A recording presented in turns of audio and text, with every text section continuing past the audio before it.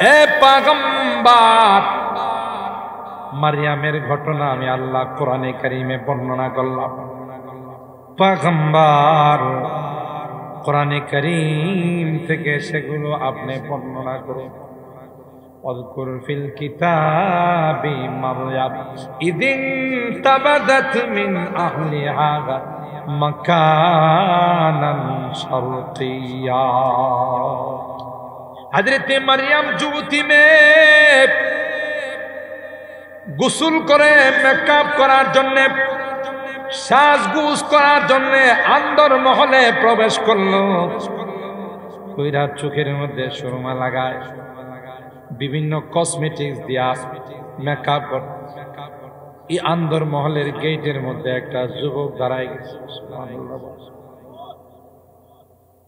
একটা যুবক এত সুন্দর, এত টল ফিগার, দেখতে যুবরাজ প্রিন্সের মতো মনে হয়। বাবারে বাবা, সুন্দরের অভাব নাই। আল্লাহ এই ঘটনা বর্ণনা করে দুনিয়ার যুবক নারী, যুবতী নারীদেরকে আল্লাহ বলতে, এ যুবতী নারীরা, কোন সুন্দর যুবক দেখলে প্রেমের অফার দিও না। আমি তোমাকে ভালোবাসি, আই লাভ ইউ, তুমি বইল না। কারণ মারিয়াম তোমার মতো একজন যুবতী ছিল। দেখো, মারিয়ামের ঘরের ভিতরে একজন সুন্দর যুবক ঢুকে গেছে, তারপরও মারিয়াম তার প্রতি আকৃষ্ট হয় নাই, বরং তাকে ঘর থেকে বাহির করার জন্য বারবার অনুরোধ করছে। فاتخذت من دونهم حجابا فأرسلنا إليها روحنا فتمثل لها بشرا سويا। ওই যুবক তার কামরার ভিতরে গেটের মধ্যে যখন প্রবেশ করলো, আল্লাহ বলেন ফাতামাসালা লাহা বাশারান সাওয়িয়া। দেখতে এত সুন্দর, নাক মুখ চোখ নাক কত সুন্দর, দেখার মতো। ইউসুফ আলাইহিস সালামকে দেখা রানী হয়েও তার পিছনে পাগল হয়ে গেছে, ঠিক কিনা? কেন আল্লাহ পাক হযরত ইউসুফ পয়গম্বরকে গোটা বিশ্বের মানুষকে যে সৌন্দর্য দিয়েছিলেন, উতিয়া শাতরুল হুসান, আর অর্ধেক সৌন্দর্য সাইয়েদনা হযরত ইউসুফকে আল্লাহ দিয়েছিলেন। তাই তো জুলাইখাও বিশ্ব সুন্দরী রানী ছিল। জুলাইখা অনেক চমৎকার সুন্দরী বউ ছিল, কিন্তু ইউসুফ পয়গম্বরের সৌন্দর্য দেখার পর আর নিজেকে কন্ট্রোল করতে পারে নাই, আউট অফ দা কন্ট্রোল হয়ে গেছে, ঠিক কিনা বলেন? অনেক চেষ্টা করেছে। আল্লাহ বলেন, একজন মানুষকে যদি এত সুন্দর বানাইতে পারি, আমার ফেরেশতা কুলের সরদার, সমস্ত ফেরেশতাদের লিডার জিবরাইল আলাইহিস সালাম, তাকে সুন্দর আরো আকৃতি দিয়া মারিয়ামের আন্দর মহলে প্রাইভেট রুমে, পার্সোনাল রুমের মধ্যে ঈসাকে ঢুকাই দিলাম মারিয়ামকে পরীক্ষা করার জন্য। মারিয়াম এই যুবককে দেখার পর দুর্বল হয়ে যায় না, তার ইমানি শক্তি আরো মজবুত হয়ে যায়। এ মারিয়াম, তোমার বাচ্চা নিয়ে যখন এলাকার মধ্যে আসবা, এলাকার মধ্যে যখন তুমি প্রবেশ করবা, এ মারিয়াম, মানুষজন আইসা তোমারে কিছু জিজ্ঞাসা করে, সুজা তুমি বলে দিবা আমি আল্লাহর নামে রোজা রাখছি। এটা খুদার রোজা নয়, এটা কথা না বলার রোজা। ফাকুলি ইন্নী নাযারতু লিররহমানি সাওমান ফালান উকাল্লিমাল ইয়াওমা ইনসিয়া। বলেও কোনো কথা কমো না, তোমরা যতই আমার খোঁচাখুচি করো, আমার আল্লাহ না করছে কথা বলা। সুবহানাল্লাহ। জোরে তোমাদের কোনো প্রশ্ন থাকলে, যার সম্পর্কে প্রশ্ন তাকে তোমরা প্রশ্ন করো, সে জবাব দেবে। আমি মারিয়ামকে প্রশ্ন করে বিরক্ত করিও না। সুবহানাল্লাহ। হযরত ঈসা রূহুল্লাহ দুনিয়াতে আসার পর মারিয়াম যখন এলাকার মধ্যে আসলো, সবাই বীর করে বলে ইয়া উখতা হারুন মা কানা আবুকি ইমরাআ সাউইন ওয়া মা কানাত উম্মুকি বাগিয়া। বা লোকজন আইসা মারিয়ামকে ঘিরা ফেলাইছে, এই মারিয়াম, ইয়া উখতা হারুন, এ হারুনের বোন, কানা আবুকি ইমরাআ সাউইন ওয়া মা কানাত উম্মুকি বাগিয়া। তোর তো বাপের কুলও ভালো, মার কুলও ভালো, বাপ দাদা তোর বাবার বংশ ভালো, মার বংশ ভালো, তুই এ মনে হইল কর্তিক, মানে তুই পোলা কর্তিক আনছস, তোর তো স্বামী নাই, বিয়ে শাদী হয় না। এটা হলো এই প্রশ্নের, ঠিক কিনা বলেন? ইয়া উখতা হারুন মা কানা আবুকি ইমরাআ সাউইন ওয়া মা কানাত উম্মুকি বাগিয়া। আশা কর রে হারুনের বোন মারিয়াম, তোমার মাও তো ভালো, তোমার বাবাও ভালো, কি করে এই সন্তান কার সাথে তুমি সম্পর্ক করে, কার সঙ্গে ফেব্রুয়ারির 14 তারিখ রাত কাটায়া তুমি আসছো? এই প্রশ্ন যখন হযরত মারিয়ামকে করা শুরু করে দিল, মারিয়াম কোনো কথা কয় না। ফাআশারাত ইলাইহি ক্বালু কাইফা নুকাল্লিমু মান কানা ফিল মাহদি সবিয়া। কয় আমারে জিজ্ঞাসা করেন না, আমার কথা বলা নিষেধ। ইশারা দেয়া করতেছি, কেরে জিগা পিচ্ছিটারে জিগা, দুধের পোলারে জিগা, নিয়ে কুর্তি গায়ে বাপটা। সন্তানদেরকে যদি দিনের উপরে না চালানো হয়, এই সন্তানরা আল্লাহর আদালতে গিয়ে মানবে রব্বানা ইন্না আতা'না সাদাতানা ওয়া কুবারানা ফাআদাল্লুনা সাবিলা। মা বাবার কথা মানছে, এরা রোজা রাখতে না করছে, নামাজ পড়তে না করছে, আমাদেরকে বরবাদ করে দিচ্ছে, আমাদের জীবনটা নষ্ট করে দিচ্ছে। এই কথা বলতে থাকবে আর বলবে আমাদের যা শাস্তি হবে মা বাবার যেন তার ডাবল শাস্তি। তাহলে সব জায়গায় আদিক্লামে করা আল্লাহর হুকুমের সামনে, বরং মরু সিবিয়ানাকুম ইযা বালাগু সাবআ সিনিন ওয়াদরিবুহুম আলাইহা ইযা বালাগু 10 সিনিন। 7 বছর বয়স হলে রোজা রাখার অভ্যাস করাও, ফরজ না কিন্তু অভ্যাস করাও। একদিন রাখক একদিন ভাঙ্গো, একদিন রাখক একদিন ভাঙ্গো, সবসময়। 10 বছর বয়স হলে যাই নামাজে দাঁড় করাও, প্রয়োজনে একটু শাসন করো। আর সাবালেক সাবালিকা হয়ে গেলে তো কোনো কথা নাই, মারপিট করে হলেও নামাজ পড়াইতে হবে, ঠিক কিনা বলে? লা তারফা আনহুম আসাকা আদা, শাসনের লাঠি উঠানো যাবে। এই জন্য যে মা বাবার সামনে দেখবেন সন্তানরা রোজা রাখে না, নামাজ পড়ে না, কঠোর শাস্তি দিতে হবে, ঠিক কিনা বলে? আপনি আবার উল্টা করবেন রোজা রাখিস না, বরং না রাখলে শাসন করতে, নামাজ না পড়লে শাসন করতে হবে, নেশা করলে শাসন করতে হবে, গান বাজনায় গেলে শাসন করতে হবে, ঠিক কিনা বলে? এই জন্য আমি আপনাদের খেদমতে কুরআনুল কারীমের সূরা মারিয়াম, গত বছর তার আগের অংশগুলো তিলাওয়াত করেছিলাম। আজকে 16 নম্বর আয়াত থেকে সূরা মারিয়ামের 21 নম্বর আয়াত, এখানে 6 খানা আয়াত। যেহেতু আজকাল 2 দিন আমি আছি, 3 করে হলে কত হয়? 6 হয়। আজকে 3 খানা আয়াতের সংক্ষিপ্ত আলোচনা করব ইনশাআল্লাহ। আর কালকে আবার 3 খানা আয়াত, কালকে তো আখিরি মোনাজাত, তাই না? আর 3-4 দিনের মাহফিল যত বরকত আছে সব যায় শেষ দিন জমা।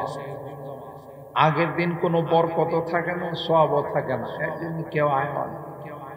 যে না শেষে যায় যা আছে সব নিয়ে আসে, না, কোন দিনের কথা আপনার হেদায়েতের কারণ হয়ে যায়, কোন দিন আল্লাহর রহমতের দৃষ্টি আপনার উপরে পড়ে যাবে আপনার জানা নেই। ঠিক কিনা বলেন? হযরতে মারইয়াম আলাইহিস সালাম,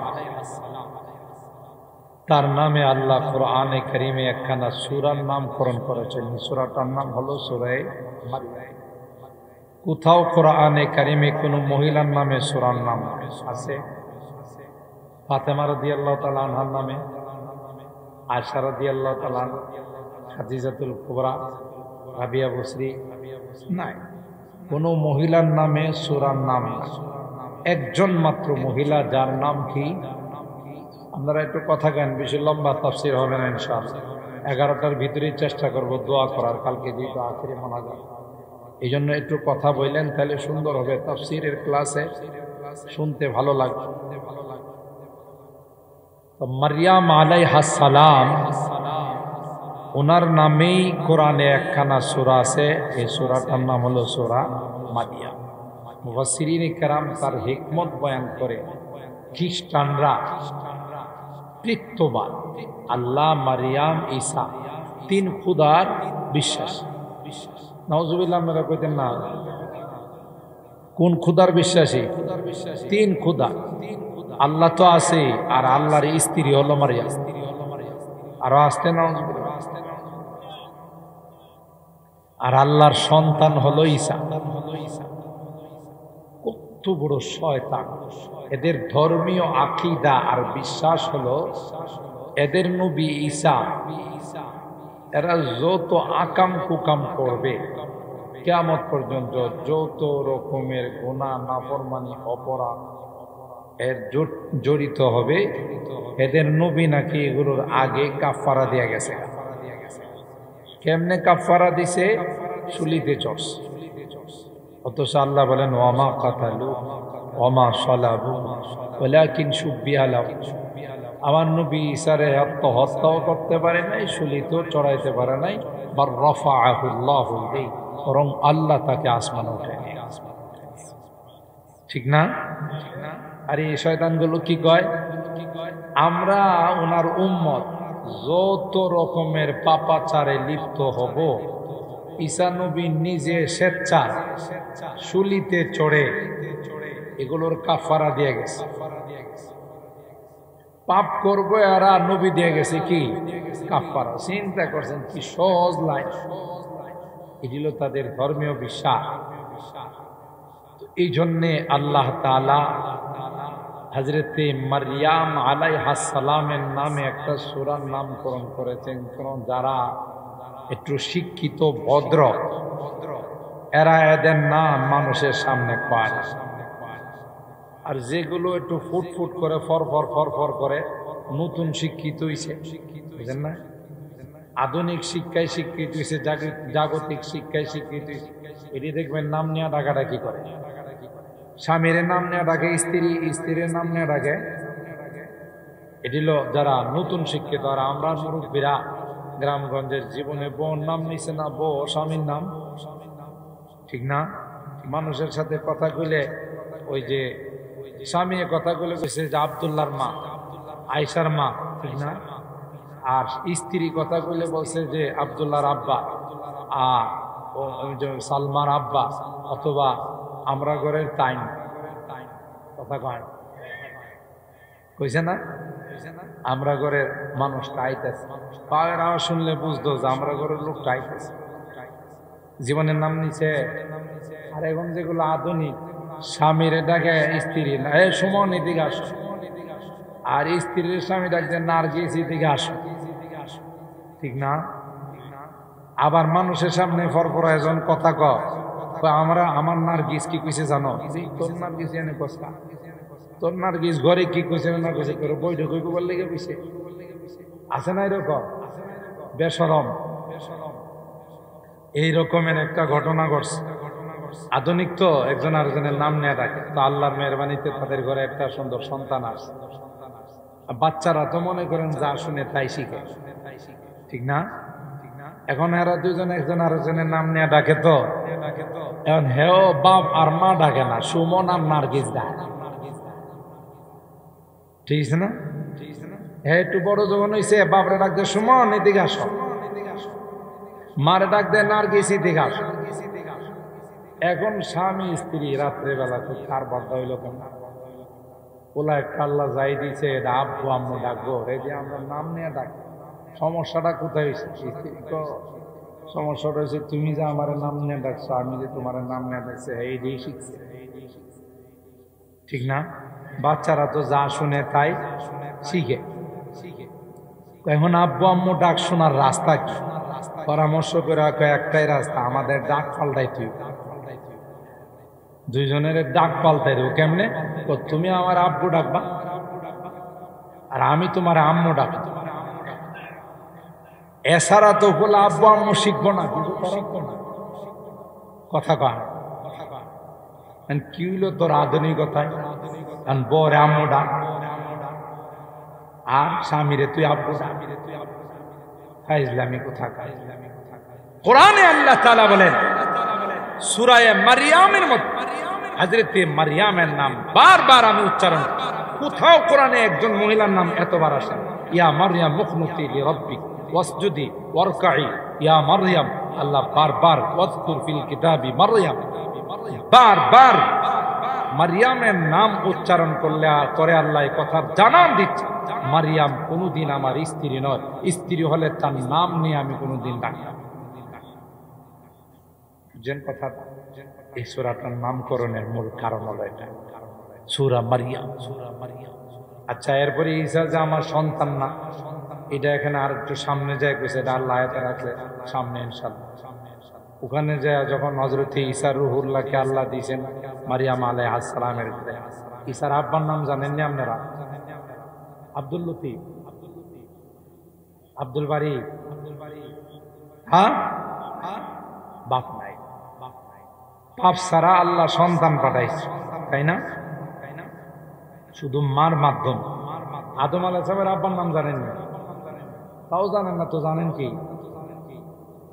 আদম আলাইহিস সালামের আম্মার নাম তো জানেন অবশ্য। এই যে আসল কথা বলছি, মাও নাই বাপও নাই, আল্লাহ বাপ মা ছাড়াও সন্তান দিতে পারে, সন্তান বানাইতে পারে, শুধু মা দিয়েও বানাইতে পারে, এটা আল্লাহ দেখাই দিচ্ছে। সুবহানাল্লাহ। বাপ মা ছাড়া শুধু মা দিয়ে, আবার বাপ মা দিয়েও বানাইতে পারে, এটা আমার আল্লাহর কুদরত। সুবহানাল্লাহ। তো হযরত ঈসা রূহুল্লাহ দুনিয়াতে আসছেন মার মাধ্যমে।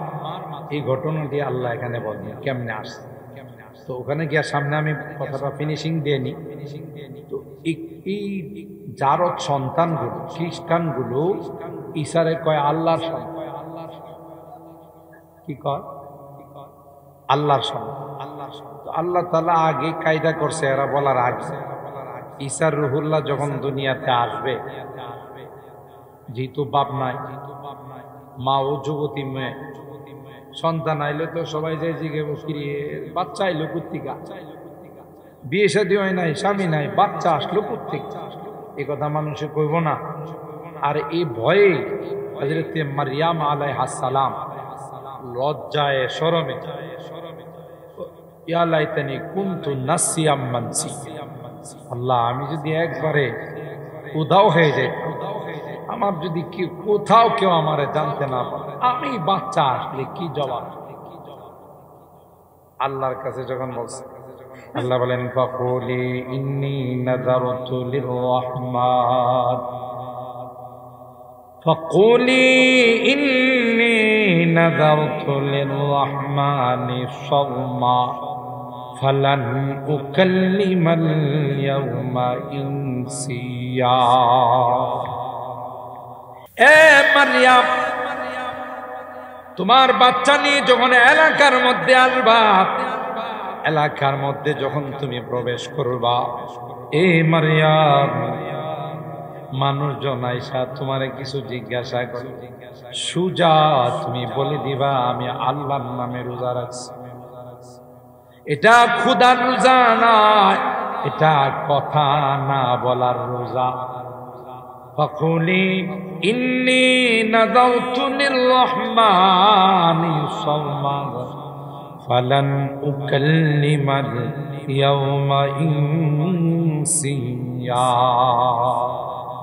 বলেও কোনো কথা কমো না, তোমরা যতই আমার খোঁচাখুচি করো, আমার আল্লাহ না করছে কথা বলা। সুবহানাল্লাহ জোরে। তোমাদের কোনো প্রশ্ন থাকলে, যার সম্পর্কে প্রশ্ন তাকে তোমরা প্রশ্ন করো, সে জবাব দেবে। আমি মারিয়ামকে প্রশ্ন করে বিরক্ত করিও না। সুবহানাল্লাহ। হযরত ঈসা রূহুল্লাহ দুনিয়াতে আসার পর মারিয়াম যখন এলাকার মধ্যে আসলো, সবাই বীর করে বলে, ইয়া উখতা হারুন মা কানা আবুকি ইমরাআ সাউইন ওয়া মা কানাত উম্মুকি বাগিয়া। বা লোকজন এসে মারিয়ামকে ঘিরা ফেলাইছে। এই মারিয়াম, ইয়া উখতা হারুন, এ হারুনের বোন, কানা আবুকি ইমরাআ সাউইন ওয়া মা কানাত উম্মুকি বাগিয়া। তোর তো বাপের কুলও ভালো, মার কুলও ভালো, বাপ দাদা তোর বাবার বংশ ভালো, মার বংশ ভালো, তুই এ মনে হইল কর্তিক, মানে তুই পোলা কর্তিক আনছস, তোর তো স্বামী নাই, বিয়ে শাদী হয় না। এটা হলো এই প্রশ্নের, ঠিক কিনা বলেন? ইয়া উখতা হারুন মা কানা আবুকি ইমরাআ সাউইন ওয়া মা কানাত উম্মুকি বাগিয়া। আশা কর রে হারুনের বোন মারিয়াম, তোমার মাও তো ভালো, তোমার বাবাও ভালো, কি করে এই সন্তান কার সাথে তুমি সম্পর্ক করে, কার সঙ্গে ফেব্রুয়ারির 14 তারিখ রাত কাটায়া তুমি আসছো? এই প্রশ্ন যখন হযরত মারিয়ামকে করা শুরু করে দিল, মারিয়াম কোনো কথা কয় না। ফাআশারাত ইলাইহি ক্বালু কাইফা নুকাল্লিমু মান কানা ফিল মাহদি সবিয়া। কয় আমারে জিজ্ঞাসা করেন না, আমার কথা বলা নিষেধ। ইশারা দেয়া করতেছে, এরে জিগা পিচ্ছিটারে জিগা, ঝুটের পোলারে জিগা, নিয়ে কর্তিকা এসে বাপ কেন। সিরাজনগরে তো 3 দিনের বাচ্চা সুন্দর করে কথা, হ্যাঁ 3 মাসের বাচ্চা তো কথা, 2 বছর 2.5 বছর জায়গা মা বাবা কুলে নিয়ে গোথাতে কম কো, ঠিক না, কো মানে কোনো কিছু কয় না। একটা ডাক শোনার জন্য 2-2.5 বছর গেলে সবাই কত চেষ্টা করে, কথাই কয় না। আর ঈসা রূহুল্লাহ তাফসীরের কিতাবে আসে 3 দিন বয়সে এমন বক্তব্য দিছে, 40 বছরের মানুষ এত সুন্দর বক্তব্য দিছে। কোনো বর্ণনায় 3 মাস, কোনো বর্ণনায় 7 মাস। যখনই ইশারা দিছে মা তার দিকে, তখনই সবাইকে লক্ষ্য করে এই বক্তব্য দেওয়া শুরু। সুবহানাল্লাহ। ক্বালা ইন্নী আবদুল্লাহ, আল্লাহু আকবার বলে। এটা আমার বলার উদ্দেশ্য। কি বক্তব্য দিয়েছি নেক্সটে পরবর্তীতে কোন সুযোগ হলে শোনা, কিন্তু প্রথম শব্দটাই ওনার মুখ দিয়ে বেরিয়েছে কি ইন্নী আব্দু, ইন্নী আবদুল্লাহ, আমি আল্লাহর গোলাম। একথা বলে না ইলাহা ইল্লাল্লাহ ঈসা রূহুল্লাহ। আল্লাহু আকবার বলে নাই, সুবহানাল্লাহি ওয়া বিহামদিহি ওয়া সাব্বিহুহু বুকরাতাও ওয়া আসীলা বলে নাই, অন্য কোন শব্দ উচ্চারণ করে নাই।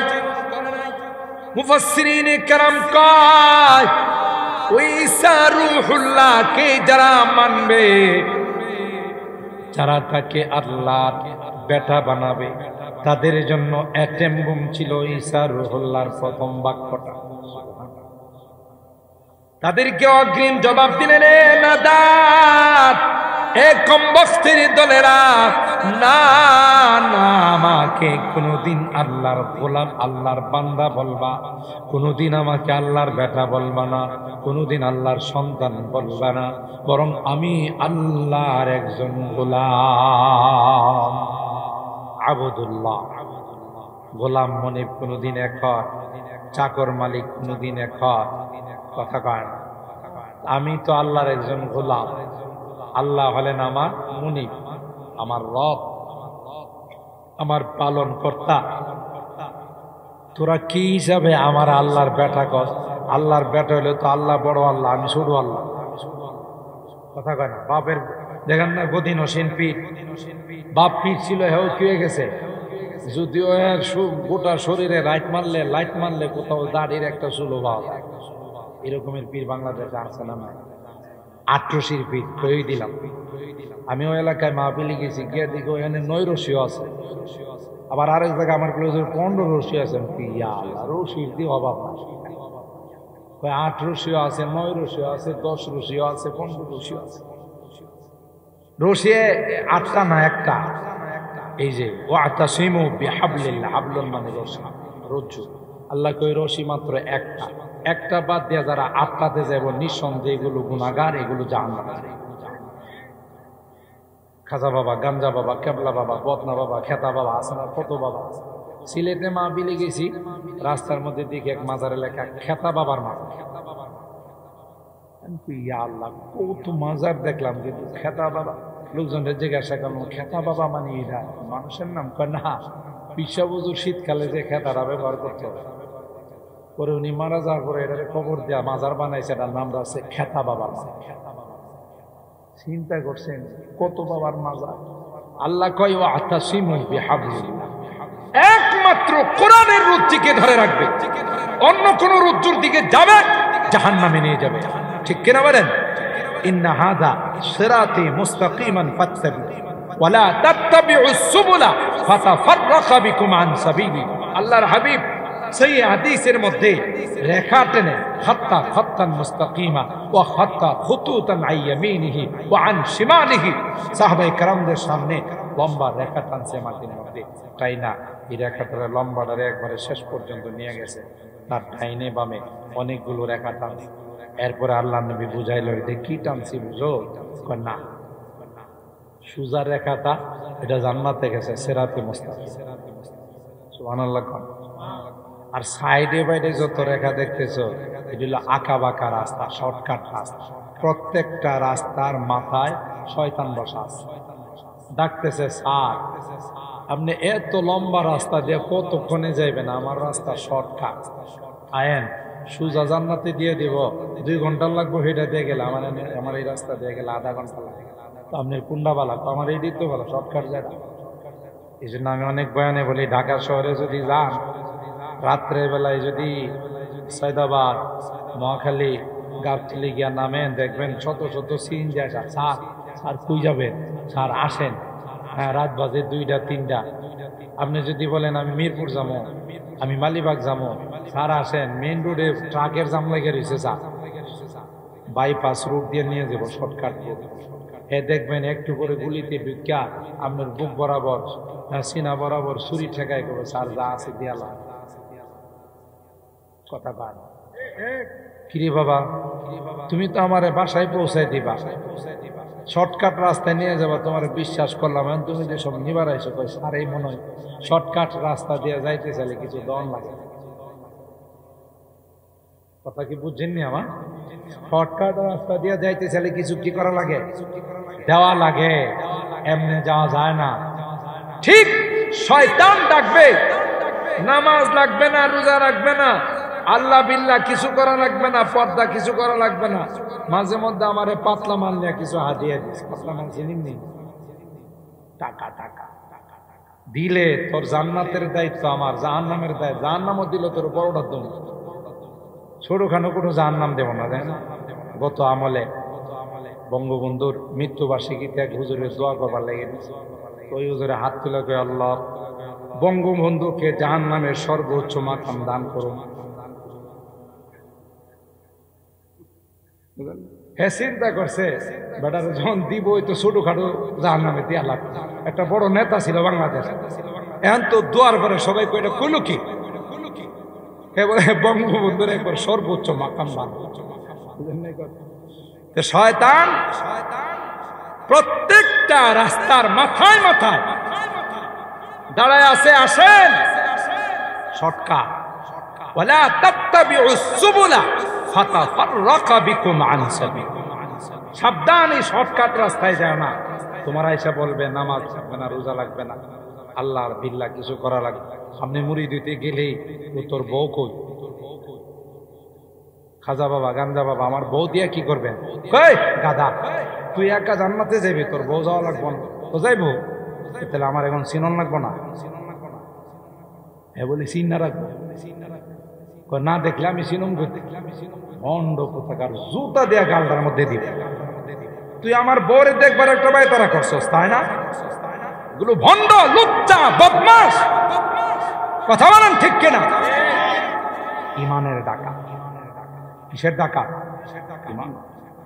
বড় হুজুর রহমাতুল্লাহ আলাইহি তাফসীরের মধ্যে প্রায় এগুলো বলতেন যে কত রকমের ভণ্ড কত ভাবে ধরা খেয়েছে। ফুলসেরাতের দায়িত্ব নিয়েছে, জমিনের লাইল দিয়ে যাইতে পারে না, বেড়াতে মরিদরা দইরা এমন পিটন দিছে কিরি, ফুলসেরাত তো এর চেয়ে আরো চিকন, চুলের চেতেও চিকন, হীরার চেতেও ধার। তুই লাইল দিয়ে যাইতে পারস না, ফুলসেরাত আমরা কেমনে বার করবো? বাটপার কোথাকার, সিটার কথা, ঠিক না? লইছে পিট। আরেকবার হয়েছে বলি আমি মাঝে মধ্যে খাইতে বইছে, হ্যাঁ, তখন বয় করছে কি আর কয় মাস দিছে বাতিল নিছে, ঠিক না? কারণ হ্যাঁ উজু করার সময় খানায় কাবার কুকুর তাড়াইছে। উজু যখন করে লাঠিটা দিয়ে হঠাৎ হোস, আশপাশে যারা আছে তারা তো খাজা বাবা গাঞ্জা বাবা কেবলা বাবা কি তাড়াইলেন, আমরা তো কোনো কুকুর বিরাট বুঝবি যে মারি কতুর শখ লাগবো। আমি দেখতেছিলাম খানায় কাবার ভিতরে কুকুর ঢুকতেছে, লাঠি দিয়ে যখন আমি হুস খুশি গেছে গা বাবা। মরিদরা তো কেউ পরে পায়ে, কেউ পরে মাথায়, কেউ পরে শরীরে। খাজা বাবা গান্দা বাবা কেবলা বাবা কত বড় মারি ফুটি চোখ বাংলাদেশে খানায় কাবা দীক্ষা বলাইছে। আপনারা যারা হজ উমরা করতে গেছে, গোটা মক্কাতে কোনো কুকুর পাওয়া যায় খানায় কাবা তো দূরের কথা। আমি দর্শনে যখন গেছিলাম তখন মদিনার থেকে রাত্রে আমাদের সফর ছিল মক্কা। আসার পথে এক জায়গায় হোটেলে বিরতি দিয়েছে, তো কত দূরের থেকে যেন একটা কুকুর আওয়াজ শুনছে গ্রামগঞ্জ। আর এই শয়তানে কয় খানায় খাবার ভিতরে বলে কুকুর ঢুকতেছে। ভণ্ড কত প্রকার দেখছেন। আর বুঝলাম কুকুর মক্কাতে আছে, ধরে নিলাম একটা লম্বা মানুষও তো চৌকাট লাগাল ভাই, এটা কি সরাইলা কুকুর পাইছো তুমি? বলে এটা লম্বা আছে, এটা লাভ দিয়ে উঠে যাবো, কথা কয় না। তাইলে এই ভণ্ড এই কাম করছে পরে যে বেড়ার বাসায় দাওয়াত, এ বেড়ার বউটা ছিল খুব সালা। পরিবারের মধ্যে জামাইটা যদি একটু আলা বলো, বিবিটা হইলো দারগা, কথা কয়। আর বিবি যদি একটু সরল সোজা হয়, জামাই খুব সালাক হয়। আল্লাহ মিলাই জিলেই দিছে, ঠিক কিনা বলেন? কত সরল মানুষ সংসার বিবি চালাইতেছে সুন্দর করে, এবারের খবরও নাই, কথা কয় না, আছে না এরকম? তো বিবিটা ছিল খুব চালাক। আরে বাপ রে বাপ, এত বড় কামেল পীর আমার বাড়িতে বয়ে রইছে। আচ্ছা কামেল পীরের আজকে পরীক্ষা করে না, ওই যে আগে খানা দিলে তো কয় মাছ দিত, পোলাও দিত, পিলির বাইরা বাইরা দিত, ঠিক না? অনেক আধুনিক হয়ে গেছে, সব সামনে রাখে, যে যেটা মনে চায় ওইটা নেই। তো যখন পোলাও দিছে, পোলাওর সাথে সব মুড়িদরে একটা একটা করে কয় মাছ উপরে দিছে। আর হের দিছি দুইটা, কিন্তু উপরে না, কোন ভাতের তলে।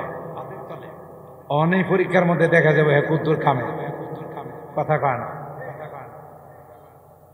সবারই প্লিট দিতেছে কয় মাছ দিয়া। পিসাবের প্লিট এখন আসতেছে না, পিসাবের ব্যাটারি লাল, বুঝেন তো? মুড়িদের দিকে তাকায় পারা না, পানি ছাড়াই খায় বেলায়। এই পরে কয়টা সাজাইতে একটু দেরি হইতেছে, খানদানি প্লিট তো এটা সাজাইতেছে। পিসাবের প্লিট কি খানদানি প্লিট, এটা সাজাইতেছে। পরে লাস্টে দিছে দুই কয় মাছ বাতের নিচে। এখন তো মনে করেন রাগটা কমছে না, আরো বাড়ছে। একে তো দিছে শেষে আবার কি কয় মাস নাই ভাতের নিচে তো দেয় না, কয় মাস নাই। মুরিদরে কয় তোর খবর আছে, আবার অপমান করছে। মুরিদি বউরে কই এটা কি করলাম, দিলা হিসাবে পরে আবার কয় মাস দিলা না। এখন মুরিদের বউ কয় আমার বাড়ির বারান্দায় বয়া হে তো দূরের মক্কার খানায় কাবা দেখে, আর এই মাত্র সামান্য একটু আদা হাত নিচে কয় মাস দেয় না। কথা কয় হে এতটুক কামে লিছে বাতের নিচে কয় মাস দেখে না, আর হাজার হাজার মাইল দূরে খানায় কাবা দেখে, ভণ্ড ছাড়া আর কিছু না। কথা তো ঠিক, বাত একটু আলগিদা দেখেছে, এটার নিচে আসলে দুইটা কয়। এগুলো ভণ্ডামি, ঈমান নষ্ট করার এক ষড়যন্ত্র। ইয়াকুনু ফি আখিরিজ জামান দাজ্জালুন কাযাবুন ইয়াতুনাকুম মিনাল আহাদি বিমা লাম তাসমাউ আনতুম ওয়ালা আবাউকুম ফাইয়াকুম ওয়া ইয়াহুম লা ইউদিল্লুনাকুম ওয়ালা ইফতিনুনাকুম। সুবহানাল্লাহ। আল্লাহর হাবিব বলেন উম্মত একটা সময় আসবে ভণ্ডদের আবির্ভাব হবে, ঈমানের ডাকাতরা আসবে রে, তাদের উদ্দেশ্য হবে তোমাদের ঈমান ডাকাতি করা। সাবধান সাবধান, এদের কাছে তোমরা যেও না, তাদেরকেও তোমাদের কাছে আসতে দিও না। ঠিক কিনা বলো? এরা আসলে তোমাদের ঈমান ডাকাতি করে নিয়ে যাবে, বেঈমান বানাই নেবে। ঠিক কিনা? শর্টকাট কথা বলেন, ঠিক কিনা? একদল বাইরে এখন রমজান আইতেছে, দেখবে তারাবির নামাজে হাত রাখা। এটি গ্রামগঞ্জের এগুলোর বিপদ আপদ এখন আইছে না, শহর বন্দরে খুব বেশি জোরো হাওয়া চলতেছে। তারাবি কয় রাখা, হেরা কয় কত রাখা। এটা হলো আর এক ইবাদতের ডাকাত, মানুষের ইবাদতের ডাকাতি করার জন্য। আপনি যদি 8 রাকাত তারাবি করেন, আপনার কোরআনে খতম হইব। আর একটা মাঝখানে যে একটা এলোমেলি করে আসলেন, মসজিদের পরিবেশ নষ্ট হইল না হইল না, এই এক বাটফারি করার জন্য এই দল বাইরেছে। কোন সহিহ হাদিস দ্বারা তারাবি 8 রাকাতের কোনো প্রমাণ দেখাইতে পারবে না। ঠিক কিনা বলেন? 8 রাকাতের কথা যেটা আছে এটা তারাবি না, কিয়ামুল লাইল, রাত্রের তাহাজ্জুদের নামাজ। ওই একটাটা নিয়ে আর একটা লাগাই দিচ্ছে। ঠিক কিনা? ওই যে পশু রোগী ভালো যে করে জ্বর, প্রচন্ড জ্বর উঠলে মুহূর্তের মধ্যে বালা করে সাইনবোর্ড লাগায়। গ্রামের বুড়ি মহিলারে নিয়ে গেছে জ্বরে আক্রান্ত, পোলাবেনে নিয়ে গেছে, আমার আম্মার অনেক জ্বর, আপনি তো সাইনবোর্ড দিয়েছেন জ্বর ভালো করতে পারেন। কহ হ্যাঁ, এটা তো আমি পিএইচডি করা। এ কথা বলার পর শোয়াই দেন, এ নিয়ে আর লোহা চুলার মধ্যে গরম দিছে। লোহা কি দিছে? গরম দিছে। এখন লাল টকটক হয়ে গেছে। এই বুড়ি বিড়ির বাজুর মধ্যে আইন না, মানে হাতের নিচে এটা এমন জোরে ছাপ দিছে, এমনি সাথে সাথে শেষ। মানুষ মারা গেলে রক্ত গরম থাকে না, ঠান্ডা শরীরে হাত দিলে ঠান্ডা হয়ে যায় না। এখন যে বেরিয়ে গেছে গা, এই ডাক্তারের ডাক্তার আসেন ভাই আসেন, যে কথা সেই কাজ। বলছিলাম না যে আমার কাছে আসলে মুহূর্তে জ্বর সে, দেখেন গোটা শরীরে কোনো জায়গাতে জ্বরের বংশ না। মানে এরা হাত দিয়া দেখে যে ঠিক হইতো, শরীর তো পুরা ঠান্ডা হয়ে গেছে, জ্বরের বংশ না। ঠিক না?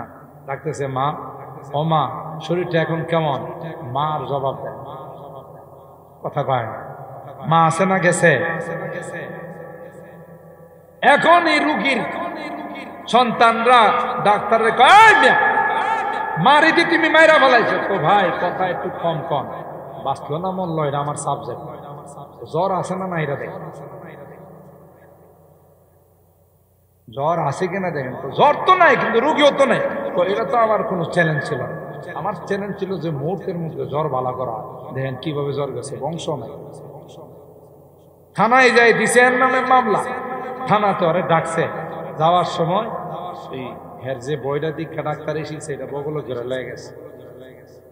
যাওয়ার পর থানার ওসি সব জিজ্ঞাসা করে, আপনি তো রুগী মাইরা ফেলাইছেন, মার্ডার কেস। স্যার আল্লাহর মাল আল্লাহ নিয়ে গেছে, আমার কিছু করার না। আমি বই দেখা বইয়ের অনুযায়ী ডাক্তারি করছে। তো আপনার বইয়ে কি লেখা আছে? লেখা আছে এই যে কুলসে কুল্লা করে লেখা আছে প্রচন্ড জ্বরে আক্রান্ত হলে গরম লোহা শেক দিলে জ্বর ভালো হয়। ওসি সব খুলে আর কিছু লেখা নাই, কোনো এটাই তো, এটা দিকেই তো আমি চিকিৎসা করি। তো অপর পৃষ্ঠাটা খুলেন, ওই পৃষ্ঠায় কি আছে? ওই পৃষ্ঠায় লেখা আছে যদি রুগী মহিষ হয়। কি লেখা আছে? যদি রুগী বয়স হয়, বয়স আর কি, তাহলে বয়সের চিকিৎসা না কারে করছে? মানুষের করছে। মানুষ বাঁচবো না মরবো, কি লাগি?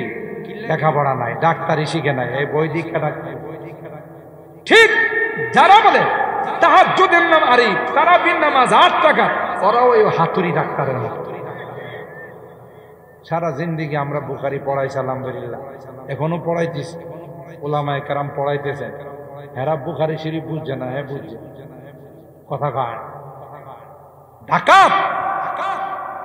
এই জন্য কথাটা যে জায়গা থেকে গেল যে ক্বালা ইন্নী আবদুল্লাহ, হযরত ঈসা রূহুল্লাহর প্রথম বাক্য আব্দুল্লাহ, এটার দ্বারাও খ্রিস্টানদেরকে মেসেজ দেওয়া হয়েছে আমাকে কোনোদিন আল্লাহর সন্তান বলবা না, আমি আল্লাহর গোলাম।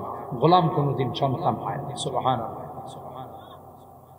আল্লাহ পাক বলেন ওয়াজকুর ফিল কিতাবি মারইয়াম, এ পয়গম্বর, মারইয়ামের ঘটনা আমি আল্লাহ কোরআনে কারীমে বর্ণনা করলাম। পয়গম্বর কোরআনে কারীম থেকে সেগুলো আপনি বর্ণনা করুন। ওয়াজকুর ফিল কিতাবি মারইয়াম ইদিন তাবাদাত মিন আহলিহা মাকানান শারকিয়া। হযরত মারইয়াম যুবতী মেয়ে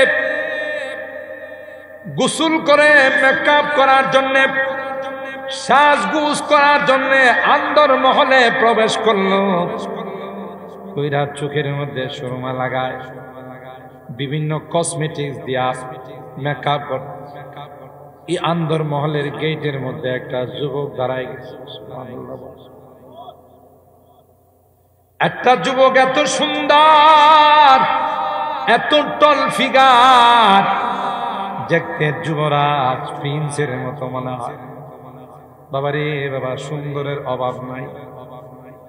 আল্লাহ এই ঘটনা বর্ণনা করে দুনিয়ার যুবক নারী, যুবতী নারীদেরকে আল্লাহ বলতে, এ যুবতী নারীরা, কোন সুন্দর যুবক দেখলে প্রেমের অফার দিও না। আমি তোমাকে ভালোবাসি, আই লাভ ইউ, তুমি বইলো না। কারণ মারিয়াম তোমার মতো একজন যুবতী ছিল।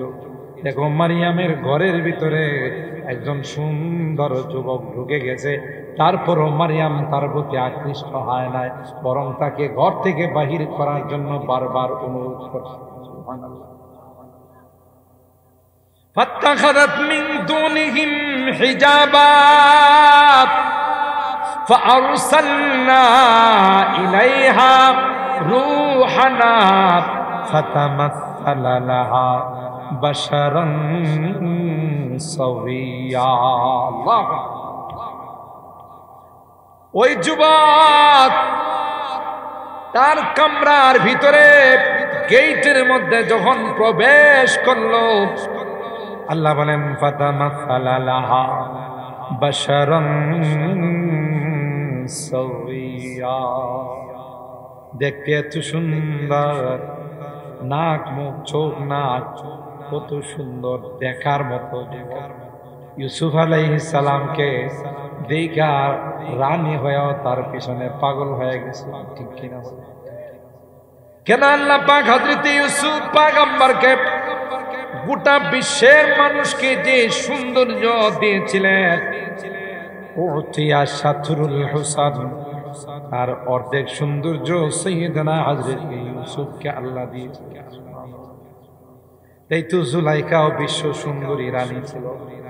জুলাইখা অনেক চমৎকার সুন্দরী বউ ছিল, কিন্তু ইউসুফ পয়গম্বরের সৌন্দর্য দেখার পর আর নিজেকে কন্ট্রোল করতে পারে নাই, আউট অফ দা কন্ট্রোল হয়ে গেছে, ঠিক কিনা বলেন? অনেক চেষ্টা করেছে।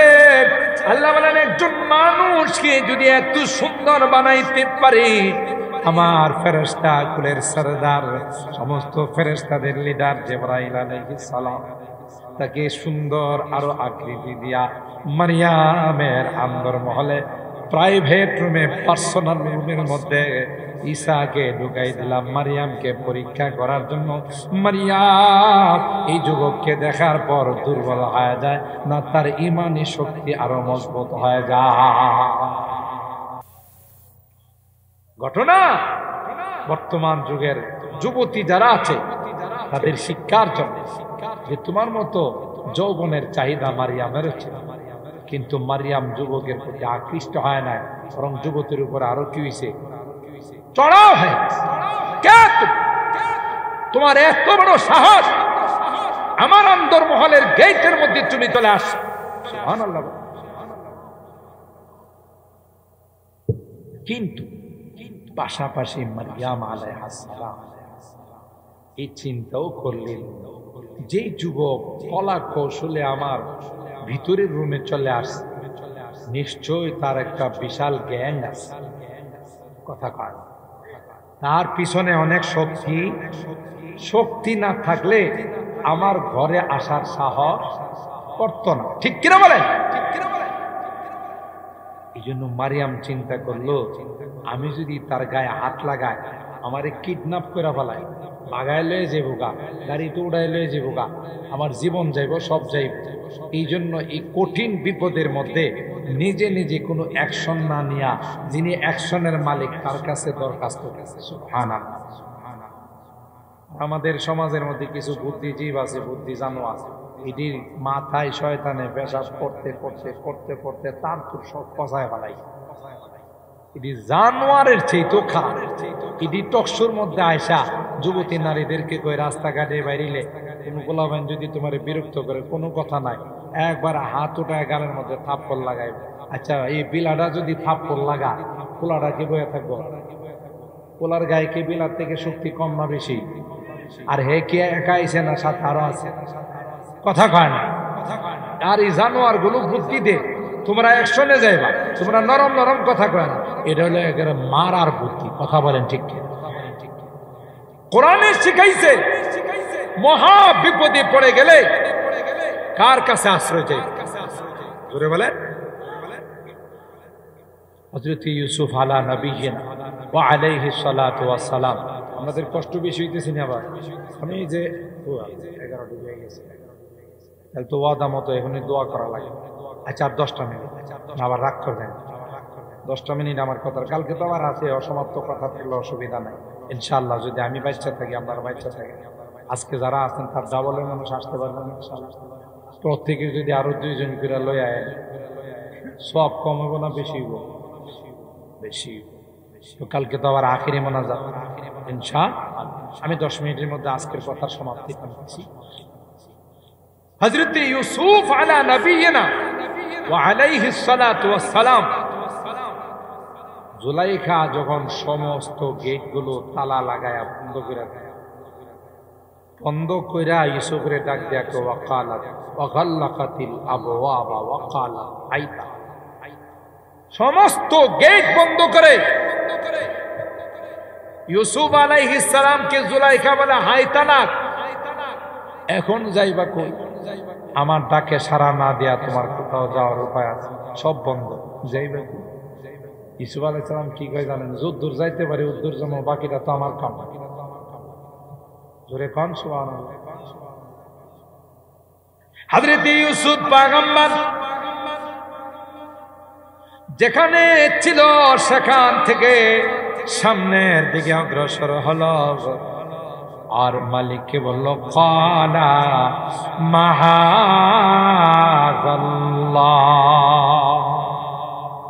এ মালিক, এ রব, যেই বিপদের সম্মুখীন হয়েছি, এই বিপদ থেকে উদ্ধার পাওয়ার কোনো রাস্তা নাই, আমার কোনো শক্তি নাই, একমাত্র তুমি যদি সাহায্য করো গো, তাইলে আমি বিপদ থেকে উদ্ধার হয়ে যাব।